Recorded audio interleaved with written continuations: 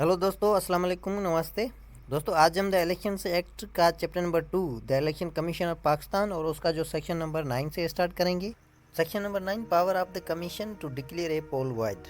किसी भी पोलिंग को वॉइड करार देना, उस हवाले से जो इलेक्शन कमीशन है उसके powers. Not with standing anything contain in this act. जो ये कानून है ये और हर किसी कानून पे हावी है, मीन्स ये जो है ये उस पे जो है वो इफेक्टिव है, ओवर राइडिंग है। ओवर राइडिंग करता है, इसका मतलब हर किसी कानून का मतलब है जो इलेक्शन से रिलेटेड अगर और कोई प्रोविजन कहीं है तो उस पर ये जो है वो ओवर राइडिंग है, ये ज़्यादा इफेक्टिव है और हावी है उस पर। If from facts apparent on the face of the record and after such inquiry as it may deem necessary, the Commission is satisfied that by reason of grave illegalities or such violations of the provisions of this act, अगर किसी ज़ाहिरी fact से या record से या अगर inquiry हुई है उसके बाद अगर पता चला है कि जो इलीगलिटीज़ हुई हैं, वायोलेशंस हुई हैं इस एक्ट के ख़िलाफ़, मींस इलेक्शन जो हुई है उसमें इलीगलिटीज़ और जो प्रोविजंस है इलेक्शंस एक्ट का उसके ख़िलाफ़ जो इलेक्शन वो हुआ है। Are the rules as have materially affected the result of the poll at one or more polling stations or in the whole constituency, including implementation of an agreement restraining women from casting their votes। तो इस act या elections के और जो rules हैं उसकी अगर violation हुई है और जो इलीगलिटीज़ हैं वो अगर असरअंदाज हुई है उस रिज़ल्ट पे, किसी एक पोलिंग स्टेशन की रिज़ल्ट पे या किसी एक कंस्टिट्यूंसीज़ की जो कंस्टिट्यूंसी है उसके जो भी पोलिंग स्टेशंस हैं, चाहे वो एक से ज़्यादा हो, उस पे अगर वो उसकी रिज़ल्ट पे असरअंदाज इलीगलिटीज़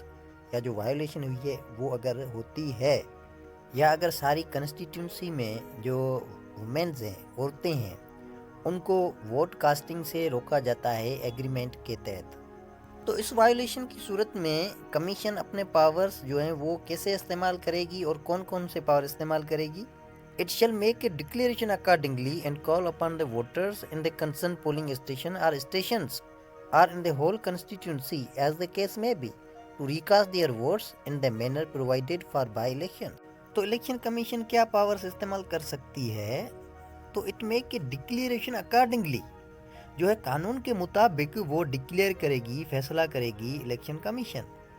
किस हवाले से? मे बी एक या दो पोलिंग स्टेशन हैं जहां वायोलेशन हुई है तो वहां उसकी रिकाउंटिंग का जो ऐलान कर सकती है, डिक्लेयर कर सकती है,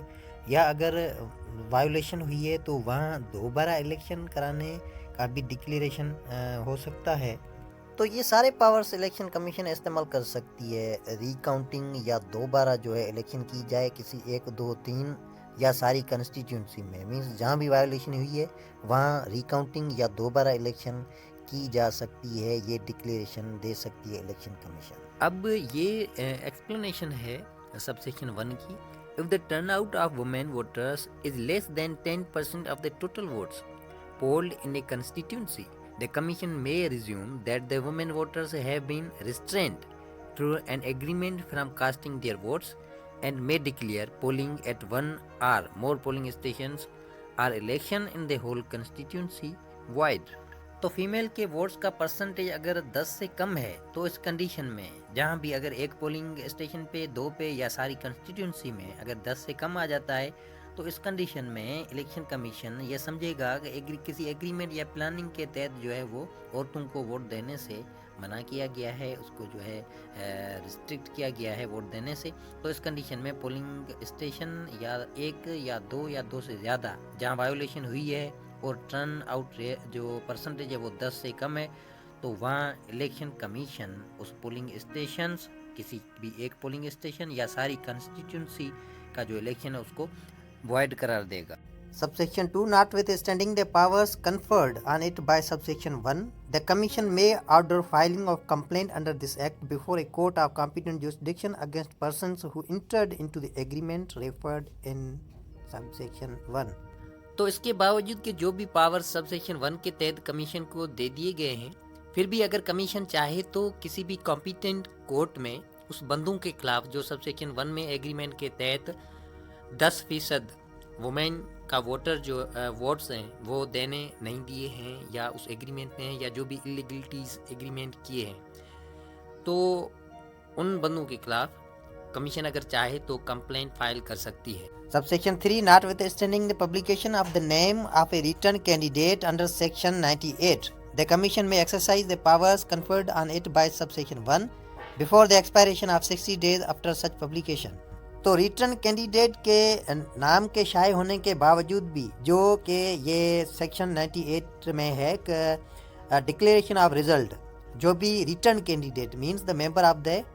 असेंबली, देन वो नेशनल असेंबली भी हो सकती है और प्रोविंशियल असेंबली भी हो सकती है। तो return candidate means the member of the assembly, जो कॉन्टेस्ट करता है इलेक्शन में, उसके बाद जब वो मेंबर बन जाता है असेंबली का तो उसको हम कहेंगे रिटर्न कैंडिडेट। तो 98 सेक्शन में है कि अगर जैसे ही इलेक्शन होता है तो उसके बाद जब रिटर्निंग ऑफिसर कंसोलिडेटेड रिजल्ट भेजेगा कमीशन को, तो कमीशन विद इन 14 डेज जो कंटेस्टिंग मेंबर्स जो भी हैं कैंडिडेट्स, उनके नाम शाये करेगी और वेबसाइट पे अपलोड करेगी,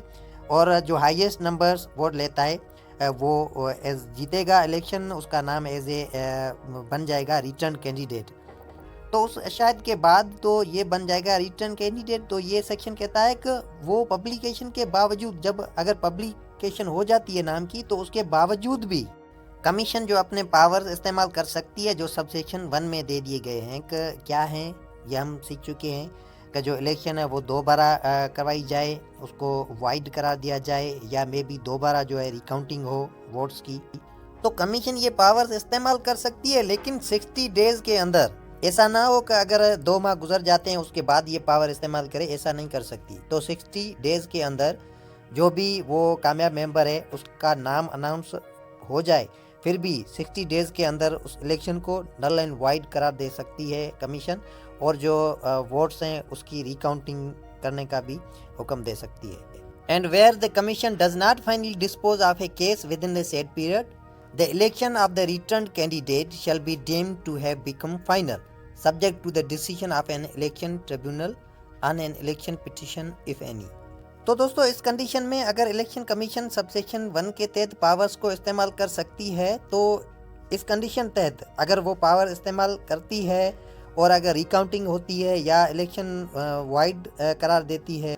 तो इस हवाले से अगर कोई इलेक्शन पिटीशन फाइल की गई है इलेक्शन ट्रिब्यूनल के पास, तो उसका फैसला जब तक आए तब तक, डिसीशन तक, जो रिटर्न कैंडिडेट जिसका नाम फाइनल किया गया है पहले, उसका जो एज ए सक्सेसफुल कैंडिडेट, तो वो सक्सेसफुली रहेगा और वो ही मेंबर होगा जब तक फैसला ना आए। तो अगर फैसला आता है उसके बाद उसको जो है इलेक्शन को वाइड करार दिया जाता है, तो वो जो रिटर्न कैंडिडेट है वो फिर जो है रिटर्न कैंडिडेट नहीं रहेगा। तो इलेक्शन ट्रिब्यूनल का जो फैसला आने तक, कमीशन का फैसला आने तक, वो जो भी पब्लिकेशन में नाम जिसका भी होगा वो मेंबर रहेगा। Section number 4, while exercising the powers conferred on it by subsection 1, the election shall be deemed to be an election tribunal to which an election petition has been presented and shall, notwithstanding anything contained in chapter 9, regulate its own procedure। जब commission subsection 1 के तहत powers को इस्तेमाल करेगी तो commission election tribunal बना सकती है, जिसको जो भी पिटीशन फाइल की जाती है वो पिटीशन इलेक्शन ट्रिब्यूनल को प्रेजेंट की जाएगी और जो इलेक्शन ट्रिब्यूनल है वही उस पर फैसला सुनाएगा। तो दोस्तों ये ट्रिब्यूनल तकरीबन जो भी है हर डिपार्टमेंट में होता है, उसका काम ही ये है कि जो भी डिस्प्यूट्स हैं उसको सुनना, उसको हल करना। तो ऐसे ही इलेक्शन में भी इलेक्शन ट्रिब्यूनल है। Notwithstanding anything contain in chapter number 9 regulate its own procedure. तो चैप्टर नंबर जो 9 है डिस्प्यूट, इलेक्शन डिस्प्यूट्स के हवाले से, वो अफेक्टिव रहेगा, उस पर कोई भी फ़र्क नहीं पड़ेगा, और उसकी जो प्रोसीडिंग है चैप्टर नंबर 9 के तहत जो डिस्प्यूट्स की प्रोसीडिंग है वो एज इट इज़ चलेगी। सिंपली मीन्स सबसेक्शन 1 के जो पावर्स हैं, जो सेक्शन 9 का सबसेक्शन 1 है उसके जो पावर्स हैं वो चैप्टर नंबर 9 पे इफेक्टिव नहीं होंगे। Any person agreed by declaration of the commission under this section may within 30 days of the declaration prefer an appeal to the Supreme Court। तो वो बंदा जो कमीशन के फैसले से जो एग्रीड है, वो उसको लगता है कि मेरे से नाइंसाफी हुई है, तो वो इलेक्शन ट्रिब्यूनल का जो फैसला है, कमीशन का जो फैसला है, उसके खिलाफ 30 दिन के अंदर सुप्रीम कोर्ट में अपील दायर कर सकता है। Then section number 10, power to punish for contempt. Disobedience पे जो पंचमेंट है, वो उसके जो पावर हैं वो क्या है?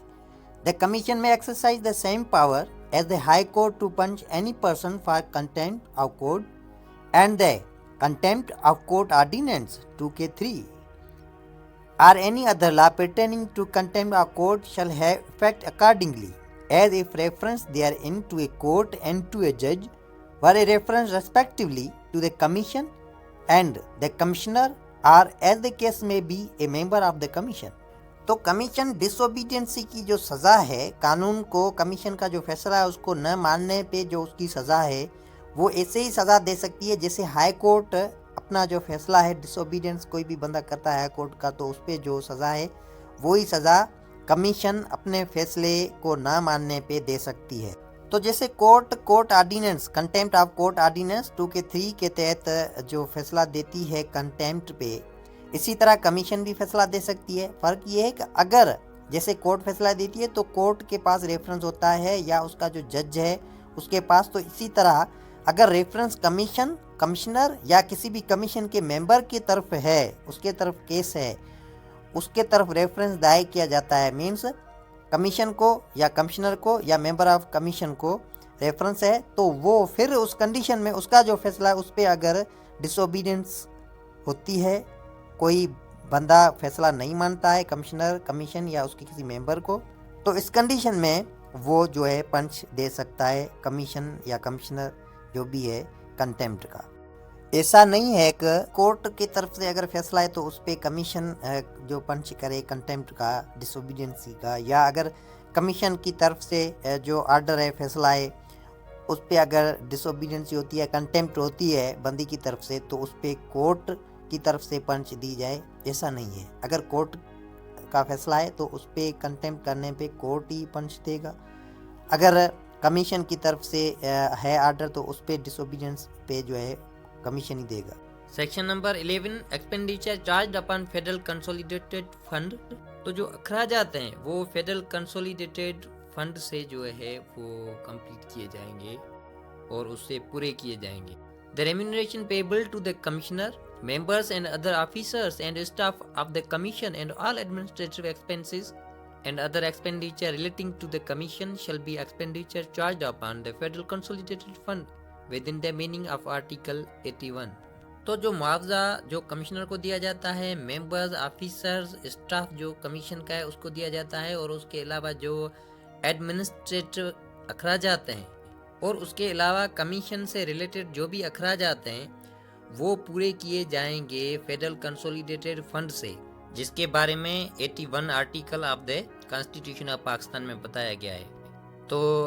With in the meaning of article 81 of the constitution of the Pakistan, उसके तहत ये सारे जो अखराजात हैं ये कंसोलिडेटेड, फेडरल कंसोलिडेटेड फंड से पूरे किए जाएंगे। Then subsection 2, subject to the provision relating to audit and applicable laws and rules, the commissioner shall have full financial powers to sanction and incur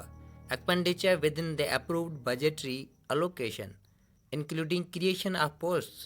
audit और एप्लीकेबल लॉज और rules के ताबे commissioner को जो है वो सारे फाइनेंशियल पावर्स दिए गए हैं, वो अप्रूव कर सकता है, और उसका जो भी अखराजात उसके हवाले से हैं उसका वही जो है लायबल है, वही जो है जिम्मेवार है, और उसको जो है अलोकेशन दी जाती है, जो बजटरी अलोकेशन,